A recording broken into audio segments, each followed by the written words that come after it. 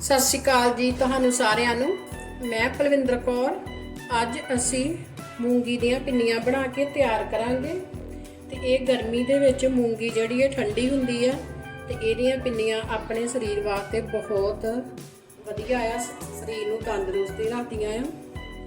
ਤੇ ਇੱਥੇ ਅਸੀਂ ਇੱਕ ਕੌਲੀ ਮੂੰਗੀ ਲਈ ਸੀ ਤੇ ਮੂੰਗੀ ਨੂੰ ਮੈਂ ਸਾਫ਼ ਧੋ ਲਿਆ ਸੀ, ਧੋ ਕੇ ਸੁਕਾ ਲਿਆ ਸੀ। ਜੇ ਤੁਸੀਂ ਨਾ ਵੀ ਇਹਨੂੰ ਧੋਣਾ ਹੋਵੇ ਤੇ ਤੁਸੀਂ ਕੱਪੜੇ ਦੇ ਨਾਲ ਇਹਨੂੰ ਸਾਫ਼ ਕਰ ਸਕਦੇ ਜੋ।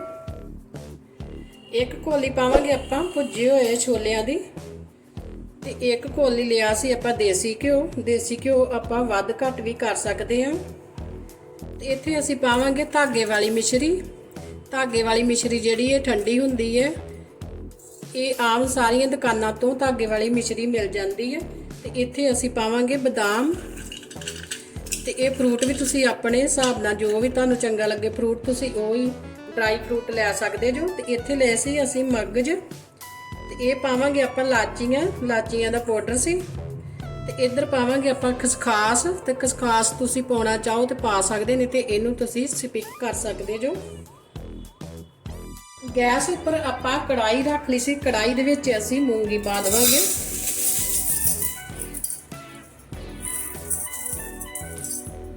ਤੇ ਮੂੰਗੀ ਨੂੰ ਅਸੀਂ ਭੁੰਨ ਲਵਾਂਗੇ।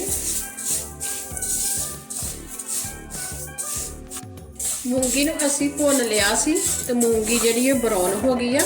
ਤੇ ਹੁਣ ਅਸੀਂ ਇਹਦੇ ਵਿੱਚ ਛੋਲਿਆਂ ਨੂੰ ਪਾ ਦੇਵਾਂਗੇ। ਤੇ ਛੋਲਿਆਂ ਨੂੰ ਮੂੰਗੀ ਗਰਮ ਆ ਤੇ ਗੈਸ ਬੰਦ ਕਰਕੇ ਛੋਲਿਆਂ ਨੂੰ ਅਸੀਂ ਭੁੰਨਾਂਗੇ, ਕਿਉਂਕਿ ਛੋਲੇ ਤੇ ਪਹਿਲੇ ਹੀ ਭੁੱਜੇ ਹੋਏ ਆ। ਤੇ ਇੰਨੇ ਸੇਕ ਦੇ ਵਿੱਚ ਹੀ ਛੋਲਿਆਂ ਨੂੰ ਅਸੀਂ ਭੁੰਨ ਲਵਾਂਗੇ। 2-3 ਮਿੰਟ ਵਾਸਤੇ ਛੋਲੇ ਪਾ ਕੇ ਅਸੀਂ ਇਹਨਾਂ ਨੂੰ ਵੀ ਭੁੰਨ ਲਿਆ ਸੀ ਦਾਲ ਦੇ ਵਿੱਚ। ਤੇ ਹੁਣ ਅਸੀਂ ਇਹਨੂੰ ਠੰਡਾ ਕਰਨਾ ਰੱਖ ਦੇਵਾਂਗੇ। ਦਾਲ ਨੂੰ ਤੇ ਚਣਿਆਂ ਨੂੰ ਅਸੀਂ ਪੀਸ ਲਿਆ ਸੀ ਤੇ ਇਸ ਤਰੀਕੇ ਨਾਲ ਅਸੀਂ ਇਹਨੂੰ ਬਰੀਕ ਕਰ ਲਿਆ ਸੀ। ਤੇ ਹੁਣ ਅਸੀਂ ਇੱਕ ਖੁੱਲੇ ਬਰਤਨ ਦੇ ਵਿੱਚ ਪਾ ਦੇਵਾਂਗੇ।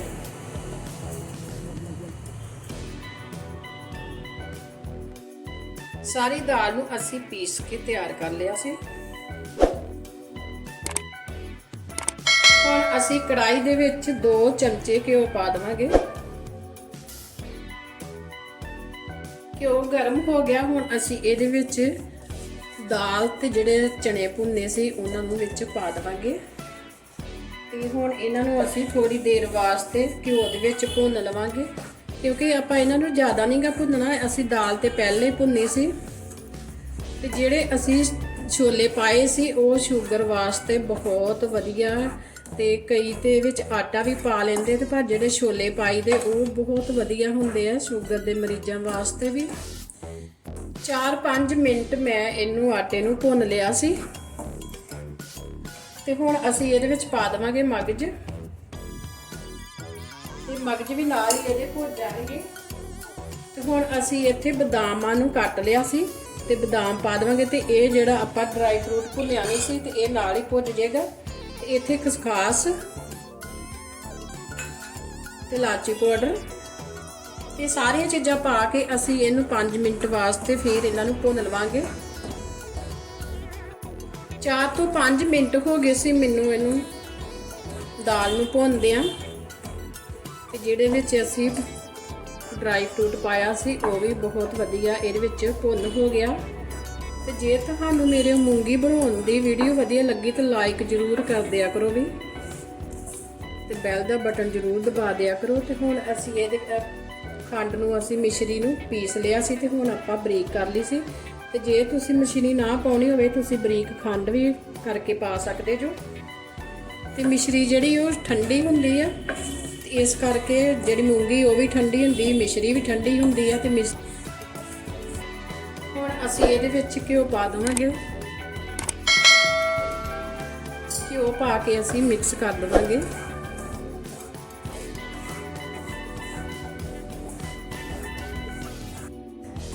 ਮਿਸ਼ਰਣ ਸਾਡਾ ਬਣ ਕੇ ਤਿਆਰ ਆ। ਤੇ ਤੁਸੀਂ ਇੱਥੇ ਮਿੱਠਾ ਫਿੱਕਾ ਇਹਦਾ ਚੈੱਕ ਕਰ ਸਕਦੇ ਜੋ। ਤੇ ਜੇ ਤੁਹਾਨੂੰ ਫਿੱਕਾ ਲੱਗੇ ਤੁਸੀਂ ਇਹਦੇ ਵਿੱਚ ਮਿਸ਼ਰੀ ਨੂੰ ਐਡ ਕਰ ਸਕਦੇ ਜੋ ਗ੍ਰਾਈਂਡ ਕਰਕੇ। ਤੇ ਜੇ ਤੁਹਾਨੂੰ ਘਿਓ ਵੀ ਘੱਟ ਲੱਗੇ ਤੁਸੀਂ ਘਿਓ ਹੀ ਵਿੱਚ ਹੋਰ ਪਾ ਸਕਦੇ। ਜੇ ਆਪਣੇ ਕੋਲ ਆਪਾਂ ਲੱਡੂ ਬਣਾਵਾਂਗੇ, ਜੇ ਨਾ ਉਹ ਲੱਡੂ ਬਣ ਤੇ ਆਪਾਂ ਘਿਓ ਵਿੱਚ ਹੋਰ ਐਡ ਕਰ ਦੇਵਾਂਗੇ। ਹੁਣ ਅਸੀਂ ਇਹਨੂੰ ਠੰਡਾ ਕਰ ਲਵਾਂਗੇ ਤੇ ਗੈਸ ਨੂੰ ਅਸੀਂ ਬੰਦ ਕਰ ਦੇਵਾਂਗੇ।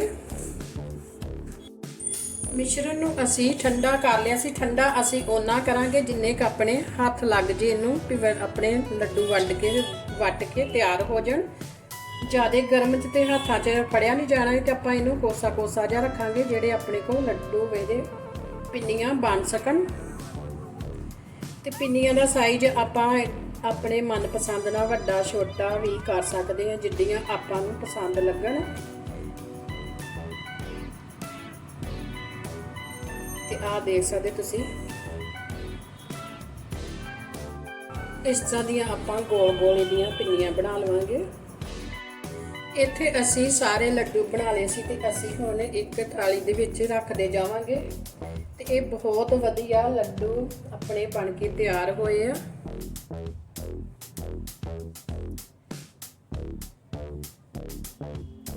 ਮੂੰਗੀ ਦੀ ਦਾਲ ਦੀਆਂ ਪਿੰਨੀਆਂ ਬਣ ਕੇ ਤਿਆਰ ਆ ਤੇ ਪਿੰਨੀਆਂ ਬਹੁਤ ਵਧੀਆ ਇਹ ਬਣੀਆਂ ਆ ਤੇ ਇਹ ਸਾਰਿਆਂ ਨੂੰ ਬਹੁਤ ਪਸੰਦ ਆਉਣਗੀਆਂ ਤੇ ਇਹ ਆਪਣੇ ਸਰੀਰ ਵਾਸਤੇ ਬਹੁਤ ਹੈਲਦੀ ਆ।